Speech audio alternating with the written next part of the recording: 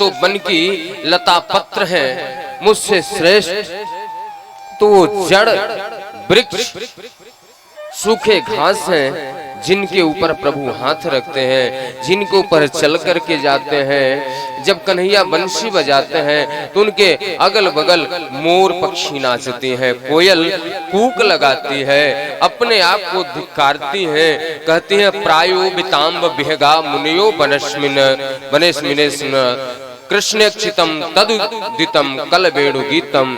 मुझसे अच्छे तो वो वन में रहने वाले जीव जंतु हैं जो कृष्ण के आसपास रहते हैं। अरे ये अवतार, ये मनुष्य जीवन पाकर के क्या फायदा जब कृष्ण से दूरी हो जाए। ऐसा लगता है दौड़ करके कृष्ण के पास चली जाएं। कृष्ण को प्राप्त करने के लिए मार्ग शीर्ष में मां कात्यायनी की पूजा करती हैं। यमुना मैया किनारे बालुका की मूर्ति बना करके पूजा करती हैं। कन्हैया एक दिन रास्ते मिल गए, कहते हैं सखी आप लोग मेरा पूजा करते हो, मुझे पता है भोलेनाथ की पूजा करते हो मुझे प्राप्त करने के लिए, लेकिन आप लोग निर्वस्त्र होकर के स्नान करते हुए गलत बात है। वरुण देवता का भगवान सूर्य का अपमान होता है। गोपियों ने कहा आप मुझे सिखाओगे? बोले नहीं सीखोगे तो पता चल जाएगा, ध्यान से सुनना आप। एक दिन ब्रह्म मुहूर्त में गोपियां स्नान करने गई, अपने वस्त्र निकाल करके बाहर रख दिया। कन्हैया गए, सबके वस्त्र उठा करके कदम के डार पे बैठ गए। स्नान करते करते सूर्य उदय हो गया। गोपियों ने अपने वस्त्रों पे निगाह डाला तो वस्त्र नहीं थे। कदम की डार पे कन्हैया वस्त्र लेकर के बैठे हुए थे। गोपियों ने हाथ जोड़ा, केसो मेरे वस्त्र दे दो। बोले मैंने पहले समझाया था, पूजा करती हूँ अच्छी बात है, मुझे प्राप्त करना चाहती हूँ अच्छी बात है, लेकिन इसका मतलब नहीं कि आप दूसरे देवताओं का अपमान करें। गोपियों ने हाथ जोड़ा। चार प्रकार से गोपियां, चार वर्ण की गोपियां निवेदन करते हैं। श्याम सुंदर ते दास्य करवाम तवोदितम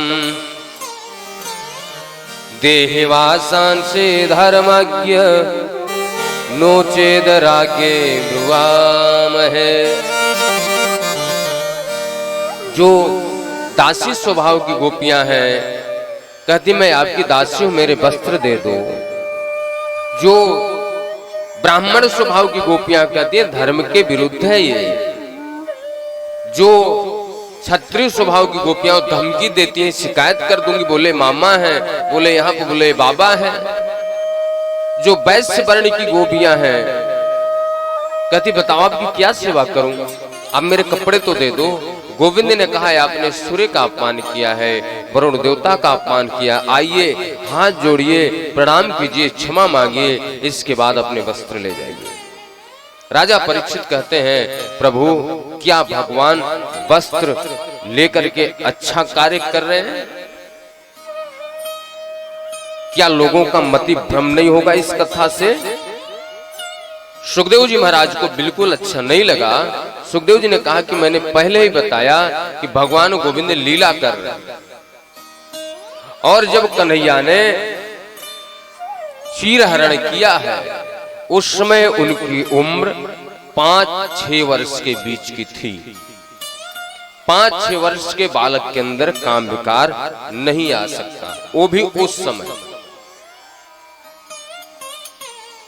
और रही बात भगवान की, तो भगवान ने कोई चीरहरण नहीं किया है। यहां पे जो गोपी वह जीव है, आत्मा है, और जो भगवान है वह परमात्मा है। जीवात्मा परमात्मा के बीच का जो मिलन है उसमें जो बाधक बना हुआ है काम क्रोध लोभ मोह द्वेष मात्सर्य अभिनिवेश, यह जो विकार है वही पर्दा है। हम लोग मंदिर में बैठते हैं लेकिन घर की मोह माया दिमाग में घूमती है, वही पर्दा है। यदि भगवान सामने हो, भक्त उनके सामने बैठे हो, बीच में कोई पर्दा डाल दिया जाए तो न भगवान देख पाए न भक्त देख पाएंगे दूसरे। भगवान ने पर्दे वापस दे दिया, चीर वापस दे दिया। तो राजा परीक्षित ने कहा कि वापस ये चीर को दे दिया तो पुनः वो मोहमाया का पर्दा वापस नहीं चला गया क्या? सुखदेव जी महाराज कहते हैं, न मैया बेसिद्धियां कामह कामाय कल्पते भर्जिता क्वथिता धाना प्रायो विजाय निश्चिते। एक धान, धान तो जानते हैं आप लोग, चावल जिससे निकलता है। धान चावल के छिलकों को हटा दो एक बार, इसके बाद उसको गोंद से चिपका दो, रस्सी से बांध दो, जमीन में उसको गाड़ दो, पानी डाल दो, अंकुरित नहीं होगा क्योंकि उसकी शक्ति खत्म हो चुकी है। या धान को कढ़ाई में भूज दो, भूजने के बाद जमीन में गाड़ो, उसमें पानी डालो, खाद डालो, अंकुरित नहीं होगा। तो जो पर्दा, जो चीर भगवान ने लिया, भगवान से स्पर्श हो गया, क्या इसके बाद भी उसमें माया छिपी रहेगी क्या? देखो बड़े ध्यान से आप लोग समझना, रामचरितमानस में सीता जी को माया कहा गया। सुपर्णखा के प्रसंग में जब सुपर्णखा आई है तो उसमें राम जी ने जानकी जी की तरफ देखा, लखन लाल जी से बोला कि इनकी तरफ देखो। पूछे गया क्यों, तो बताया, गोस्वामी तुलसीदास जी ने बताया कि जानकी जी साक्षात भक्ति माता हैं, और जब भक्त के ऊपर कष्ट आए या बालक के ऊपर कष्ट आए तो बालक दौड़ करके अपनी माँ के पास जाता है, माँ बचा लेती है। भक्त के ऊपर कष्ट आए तो वह भक्ति माता की तरफ देखे तो उसका कल्याण हो जाता है, उसका कष्ट दूर होता है। माया शब्द आया तो सीता जी को माया या माया क्यों कहा गया? अब दूसरी बात समझिए, नारद जी जो राम जी को श्राप दिए थे, ब्याह करने किससे जा रहे थे? माया की राजकुमारी से। भगवान ने उनसे पूछा किससे ब्याह करने जा रहे थे? बोले माया की राजकुमारी से। अच्छा, मायापति कौन है? बोले आप मायापति भगवान है ना, भगवान विष्णु। नारद जी से पूछा गया किससे शादी करने जा रहे थे, ब्याह करने जा रहे थे? भगवान ने कहा, वो बंदर का मुंह वगैरह आप लोग कथा जानते हैं, नारद जी को दे दिया था। तो नारद जी ने कहा कि माया की राजकुमारी है, उनसे शादी करने जा रहा था। तो बोले मायापति कौन है? बोले प्रभु आप। तो नारद जी ने कहा यदि माया का पति मैं हूं तो माया आपकी क्या हुई? बोले मां। तो बोले मां से ब्याह करने जा रहे थे।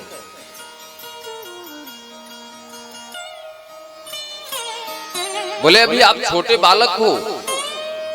वही भगवान शंकर जी को बार बार कहते हैं आप ब्याह कर लो, नारद जी को ब्याह से भगा देते हैं। पूछा कि ऐसा क्यों किया? तो भगवान ने कहा कि भगवान भोलेनाथ मेरे बड़े बेटे हैं। बेटा जब बड़ा होता है तो माँ बाप उसका शादी ब्याह करते हैं, लेकिन छोटा सा बच्चा, इतना बड़ा बच्चा है छोटा सा, उससे जाके बोलो अपनी बहन से शादी करोगे? बोले हाँ करूंगा। उसको क्या पता शादी ब्याह क्या होता है? एक बच्चे से पूछो आप गधे हो? बोले हाँ मैं गधा हूं। उसको पता ही नहीं इसका मतलब। तो यदि भगवान विष्णु के साथ माया है तो वह माया हमारी मां होगी, और विष्णु के साथ नहीं है, संसारिक माया है, तो वह माया हमें